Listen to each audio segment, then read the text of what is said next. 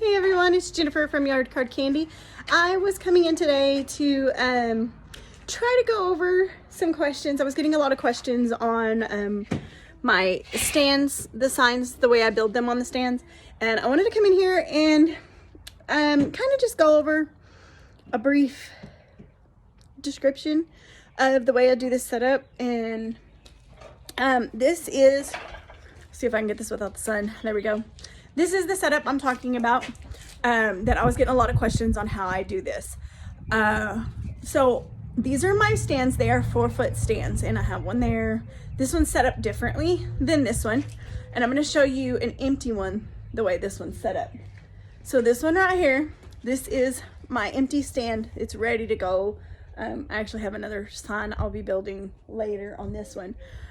It's turned around backwards right now, but this big thing you're seeing right here is fencing, and around here it's called cattle panel. I know if you get on like Tractor Supply's website, it's called cattle panel. It is 50 inches by, I think the one they have listed right now is 16 feet long, and I cut them into 6-foot sections, and then I will cut off like that top row right there. I cut that off, and the poles, these things, these rods that are going in between, I expose those. I'll cut it like right here is what I'll do. I'll cut it and just cut it right along that line and take this off. These are the same diameter as the heavy duty stakes.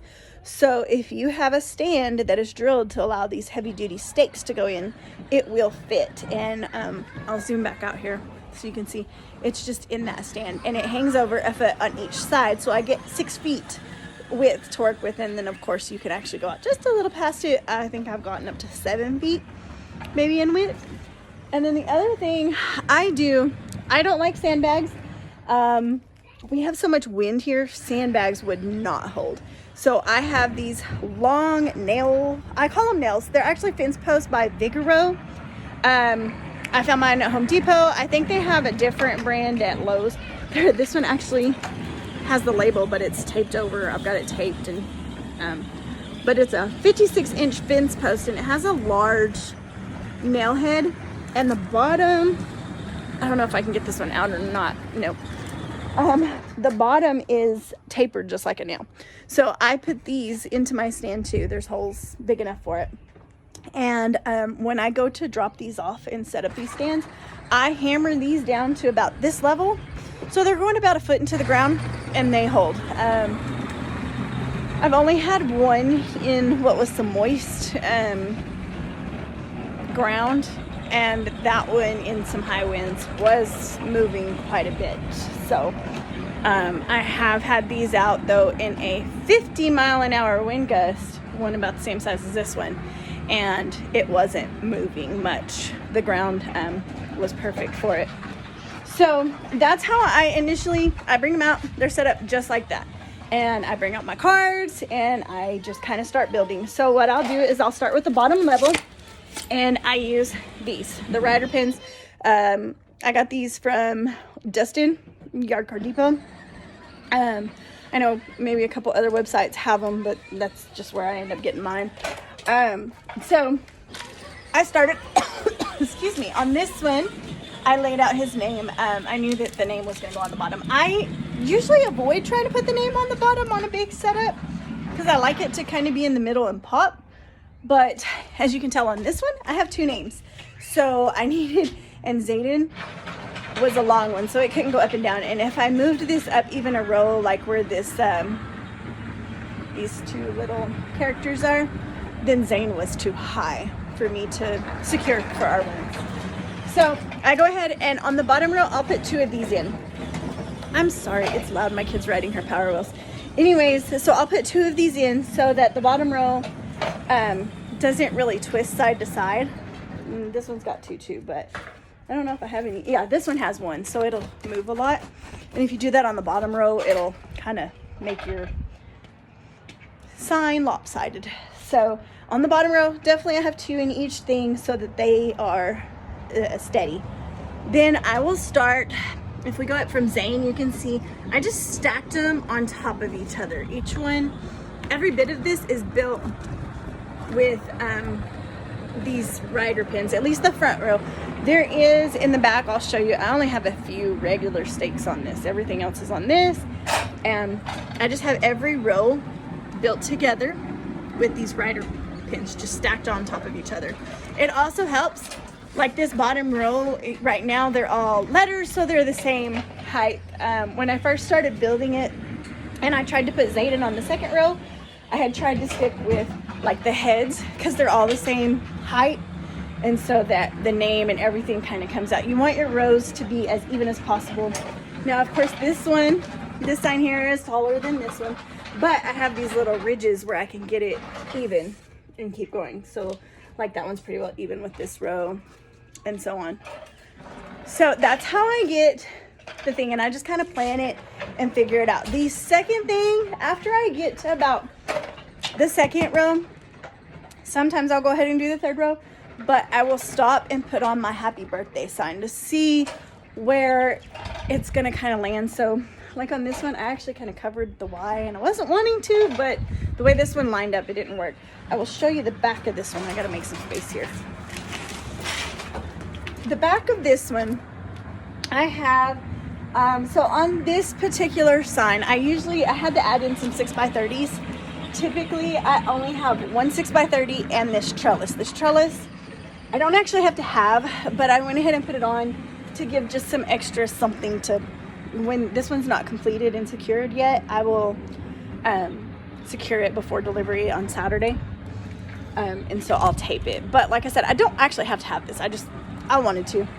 So typically on my normal setups where the happy birthday's in the middle, I just have this one 6x30 and the trellis, and I'll slide that happy birthday sign onto this 6x30, and it's like perfect height, it's centered. On this one though, because it's off centered to allow Zane to go up, I went ahead and I added another 6x30 over here, and then I put in 2 of these 2-inch stakes to go ahead, and this one's just so I'm gonna tape it back. The sign fell over, so it is filthy right now. It's got to be cleaned before I deliver, but I will tape it to here, and this one actually ran up through it just for more stability.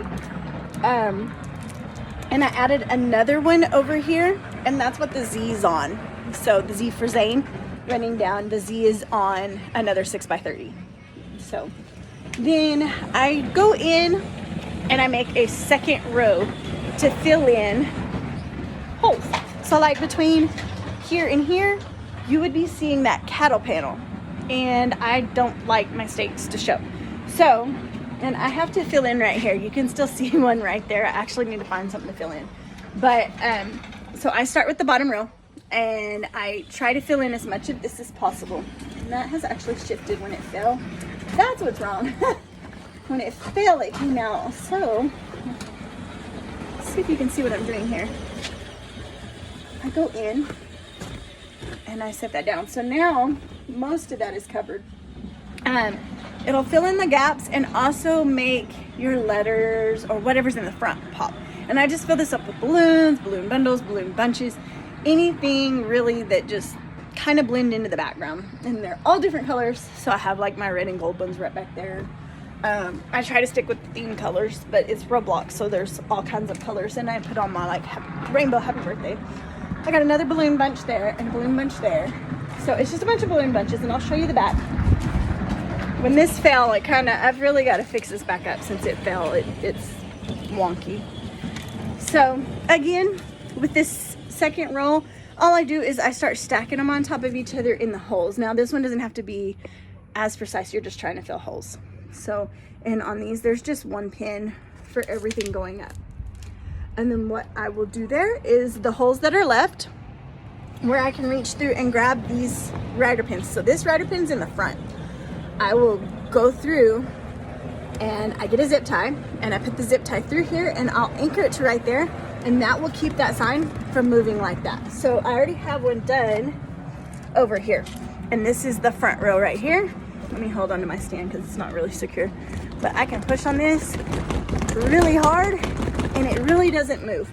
And I do that in as many places as I can. And then if I have to, I'll go back.